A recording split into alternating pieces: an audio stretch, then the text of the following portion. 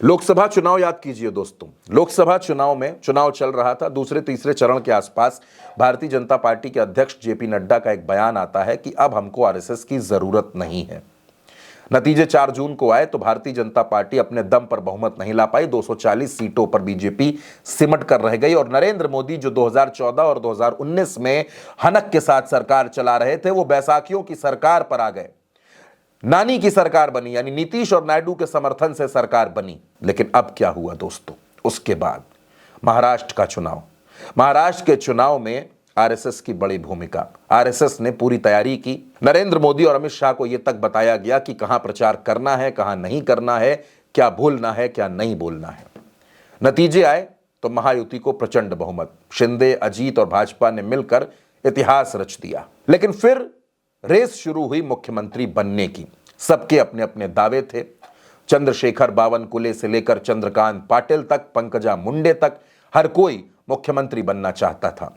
लेकिन दिल्ली दरबार में जो गुजरात लॉबी है, वो भी इस मसले पर बटी बटी नजर आई। नरेंद्र मोदी देवेंद्र फडणवीस के पक्ष में थे, लेकिन अमित शाह विनोद तावड़े को मुख्यमंत्री बनाना चाहते थे।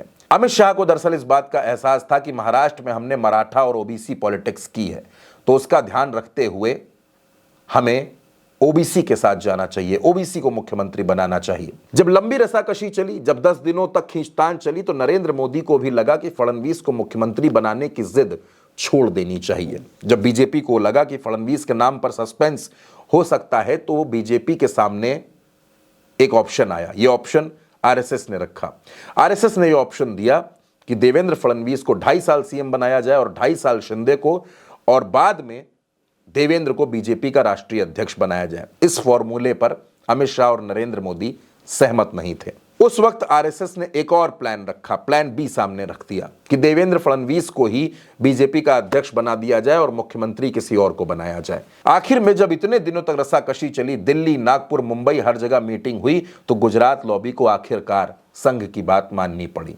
संघ एक बार फिर ऊपर हो गया, क्योंकि दोस्तों यह हकीकत है कि महाराष्ट्र में संघ ने जिस तरीके से प्लान बनाया, 32,000 मंदिरों तक स्वयंसेवक संघ के जो कार्यकर्ता हैं वो पहुंचे। महिलाओं की एक अलग टोली उतारी गई, क्योंकि लाडकी बहन योजना का प्रचार भी करना था, महिलाओं को जोड़ना भी था। इसके लिए भी पूरी तैयारी की गई और आखिर में भारतीय जनता पार्टी और महायुति को जीत मिली। लेकिन देवेंद्र फडणवीस मुख्यमंत्री बने, इसके लिए पूरी तैयारी संघ ने की।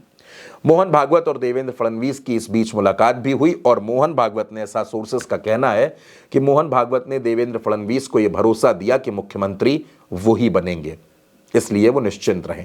डिप्टी सीएम कौन बनेगा इस बारे में कुछ नहीं कहा जा सकता, लेकिन मुख्यमंत्री वही बनेंगे। देवेंद्र फडणवीस संघ के दफ्तर से मोहन भागवत से मुलाकात करके जब लौटे तो उनको लगा कि उनका मुख्यमंत्री बनना लगभग तय है।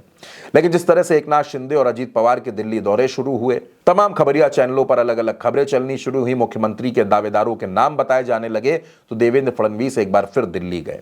संघ ने भी सख्त शब्दों में कह दिया कि फडणवीस ही हमारे मुख्यमंत्री होंगे। यानी दोस्तों अगर आप देखेंगे तो पिछले 10 सालों में पहली बार ऐसा मौका है जब मुख्यमंत्री बनाने में, मुख्यमंत्री तय करने में संघ की बड़ी भूमिका हो गई। और संघ ने साफ साफ कह दिया कि क्योंकि ये महाराष्ट्र है, देश की आर्थिक राजधानी है, संघ का गढ़ भी नागपुर है, तो यहां मुख्यमंत्री संघ के हिसाब से भी होगा। अब दोस्तों माना यह जाता है कि फडणवीस के रिश्ते संघ से भी अच्छे हैं और फडणवीस के रिश्ते नरेंद्र मोदी से भी अच्छे हैं। लेकिन अमित शाह नहीं चाहते थे कि देवेंद्र फडणवीस मुख्यमंत्री बने। आज की तारीख में 2 चेहरे ऐसे हैं, एक फडणवीस और एक योगी आदित्यनाथ, जो बड़ी चुनौती है अमित शाह के लिए। क्योंकि सवाल बार बार यह भी उठता है दोस्तों कि मोदी के बाद कौन। देश का एक बड़ा वर्ग कहता है मोदी के बाद योगी, देश का एक बड़ा वर्ग बीजेपी अध्यक्ष के लिए फडणवीस के नाम की चर्चा करता है, और ये दोनों अमित शाह के कंपटीटर्स हैं। चैलेंज है अमित शाह को इनसे। तो शाह कभी नहीं चाहते थे कि फडणवीस के माथे पर मुख्यमंत्री का सेहरा सज जाए, लेकिन आरएसएस का दबाव, आरएसएस की रणनीति इस बार भारी पड़ गई और गुजरात लॉबी को देवेंद्र फडणवीस को मुख्यमंत्री मानना पड़ा, महाराष्ट्र की कमान सौंपनी पड़ी।